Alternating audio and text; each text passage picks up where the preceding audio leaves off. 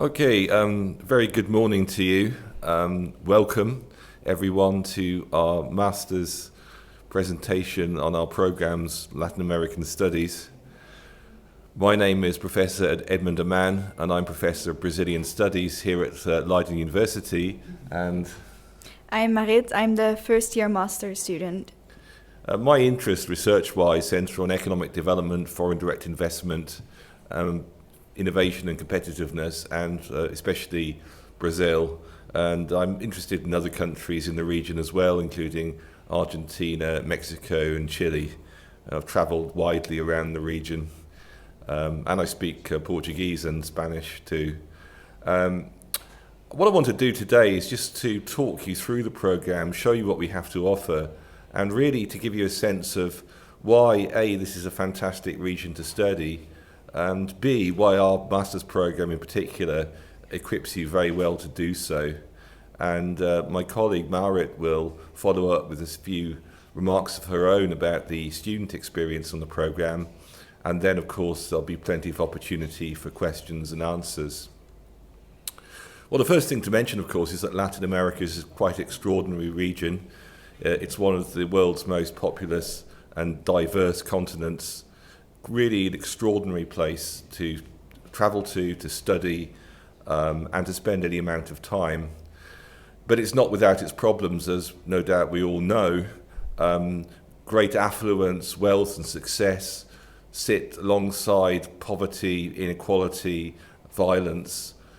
And that creates a huge amount of problems, structural problems for the region, and also has given the region, to some extent, quite an unfavourable image in the international media. But one of the things that we aim to do on the programme is to understand why the region is where it is at the moment, and also to think about possible solutions, how the region may escape from some of its problems, and embark upon a path of sustainable and socially inclusive and environmentally responsible growth. So that's essentially where we are in terms of the programme. So what do our programmes specifically help you to do? Well, in first place, as I guess I already suggested, they allow you to comprehend Latin America in the broadest possible sense through both cultural, linguistic, socio-political and economic dimensions. And the idea is to make this very much relevant to what's happening in the region at the moment, and also relevant to where the region stands in relation to the rest of the world. So we don't look at the region in isolation, we look at the region in terms of how it fits in with the rest of the global reality. Now, what I'd like to do now is to talk you through some of the specifics about each of our programmes, and we have actually two. The first, which I'll talk about, is the MA in Latin American Studies, and then we also have a Research Masters, a Res MA in Latin American Studies, which is a 2-year programme. And this programme I'm going to talk about now, the MA in Latin American Studies, is a 1-year programme. There are 3 tracks on this MA in Latin American Studies programme where you can approach the region from different disciplinary angles. And those tracks are cultural analysis, bilingualism and language variation, and public policy. And the course consists of 2 taught semesters where you do a core course, a methodology course, and then a research on Latin America element which comprises field work and data collection. So, you actually go to the region and experience it. And then in semester 2, you do an elective which will align with one of these tracks which I just mentioned. And finally, of course, based on any field research you've done, you complete a master's thesis. So it's a very, very broad programme, and it's certainly a programme that gives you in-depth experience of writing a thesis and getting to know the region at first hand, and doing that, of course, using the language skills which you will have acquired. If you want further details, I don't have time to go into every single aspect of the programme now, but if you want further details, check out the link which is posted there on the bottom left of the screen and have a look. So let's look at each of these tracks which I mentioned. First of all, looking at this cultural analysis track. Here are some of the colleagues of ours who are involved in teaching this track, and you'll notice the diversity of their particular research interests. Everything from Cuban literature to Brazilian cinema is represented there. And what are we trying to do in cultural analysis? Well, we're trying to understand what's going on at the moment in this black box. What are the cultural inputs that help develop societal outcomes? Why are things the way they are? That's exactly what we're trying to do. And the cultural analyst is essentially a detective. They're trying to interpret and abstract from reality. They use techniques of visual analysis, direct interviewing, observation, and participation. So it's trying to understand cultural phenomena using a variety of right up-to-date methodological approaches. And it tries to explore social facts and their representations, very often through images, but also through literature and film, trying to make cultural objects speak about the societies from which they emerge. And we'd also, in the cultural analysis track, try to critically engage with media, both mass media and social media, to try to get under the surface and see exactly what is going on. And just to give you an idea of the range of thesis topics, here is some posted on the screen. So everything from tango as a migrant narrative in Buenos Aires to women in contemporary Latin American cinema and the Cuban and American press and their coverage of the crisis in Venezuela. So there really is something for everybody there, I think. The second track is linguistics, bilingualism and language variation. And here are some of the colleagues involved in that particular track. And I think what's important to mention here is that there are more languages in use in Latin America other than Spanish and Portuguese. So it's in fact a surprisingly linguistically diverse region, and that is one of the things that you will encounter in this track and understand the reality of that situation. As you can see there, a broad variety of languages being spoken. And we look at the consequences of all of that for people's daily lives, using a variety of approaches, but very often on-the-ground field work, as you can see in these pictures here, trying to understand naturalistic speech, for example, using elicitation techniques. In this track, it's possible to work in an existing project, in other words, to cooperate with a member of staff who's already working on a research project in this area. And here are some of the projects which you potentially could get involved in were you to enroll on this program and align with the linguistics track. As you can see, a variety of approaches there. And the third track is public policy, and that's the track which I'm personally involved with. And here are some of the colleagues alongside myself, 3 or 4 other colleagues that are involved in that track. And we look at a broad variety of issues around the region's development and indeed its underdevelopment. And we look at that from a variety of angles, for example, the environmental angle, urban studies, economics, political science, sociology.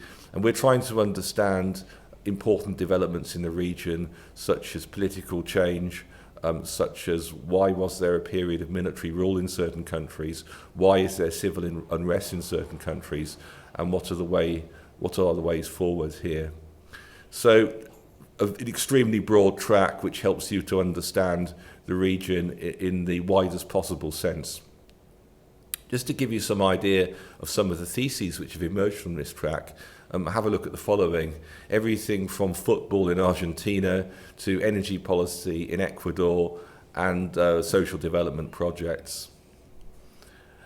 We also, of course, offer a series of electives which you would be able to do in the second semester, and there are some of the electives there. For example, the course I teach on, which is Brazil and the Portuguese-speaking world, but other courses such as Latin American linguistics, state social movements, relations in Latin America, and so on. So we pride ourselves on the number of electives, the number of options which we have, and that gives everyone the ability to understand the region in the broadest possible sense. Now, I mentioned earlier that we had a second master's program, and that's called the Research Master's Program, which is a 2-year program. And the idea of this is to give you even more depth in terms of background and understanding the region, but also equip you with more advanced methodological tools and to give you the time to do that. So this is an ideal program for those seeking to deepen their understanding of the region and perhaps consider the next step towards doing a PhD on the region. So depending on where you see your career developing after taking the master's program, this may be the program for you. I'll just go back just to give you the subtitle of the program, which gives you a sense of the overarching theme, resistance, revival and change. So I think that captures a lot of the social and political, economic and cultural dynamics in the region. It's a 2-year program. As with the Masters, it's a very strongly interdisciplinary program. There's nothing else like it in the Netherlands, and actually from my experience outside the Netherlands, I don't think there's anything like it outside the Netherlands either, as far as I can work out. And there are 3 key themes within this program, as you can see: culture and identity, state-society relations, and literature, arts and the media, all of which allow for a deeper understanding of the cultural, political, economic and social dynamics which play out in contemporary Latin America. This diagram here gives you some sense of the structure of the program as it unfolds over 2 years. And as you can see, considerable time is given over to research training and, of course, the thesis, which forms a central component, of course, of the second year of the Res MA program. Anyhow, supposing that you want to do either of these programs, where would you go afterwards? I mean, what career objectives may this facilitate? Well, the idea from our research is that students have found jobs and employment opportunities across a range of different activities, both in the private sector, in the public sector, and in more broadly civil society. So, for example, some of our students have gone on to be policy advisors in ministries of foreign affairs. We've had a number ending up being consultants in NGOs, that's non-government organisations. Many going into education as far as postgraduate research, teaching and so on. So a wide variety of areas, not all of which are specifically related to Latin America. So embarking on these programs does not in any way, shape or form commit you to a career studying or working in or working around Latin America. And clearly, that they're excellent to enable you to do that, but many more options are open to you, and indeed our students have taken those over the years. So just a sense of, again, the further options available after you complete your Masters, and I would like to stress at this point that we have a very supportive careers service which will assist you once you have completed the programs to find further opportunities, employment opportunities.